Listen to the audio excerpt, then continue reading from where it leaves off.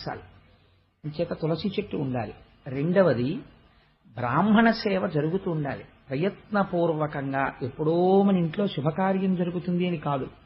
నైమిత్తికము అని ఏ పౌర్ణమి తిథికో ఏకాదశి తిథికో, లేకపోతే ఇంక మనిషికి పశువుకి ఏమిటండి తేడా? ఆ ఈశ్వర కైంకర్యం లేనినాడు. అందుకని బ్రాహ్మణులకి సమారాధన చెయ్యడం అని, వేదం వినడం అని, ఇలాంటివి చేస్తూ ఉండాలి. మహాత్ములు వచ్చినప్పుడు అటువంటి వారికి ఇల్లు విడిదిగా ఇవ్వడమని, అటువంటి వారిని సేవించడమని జరుగుతూ ఉండాలి.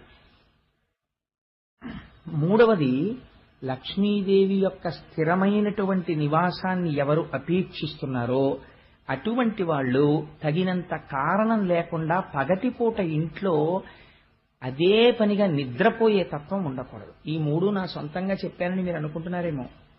దేవీ భాగవతంలో ఐశ్వర్యం ప్రబలంగా నిలబడ్డానికి నేను కొన్ని కారణాలు చెప్తున్నాను.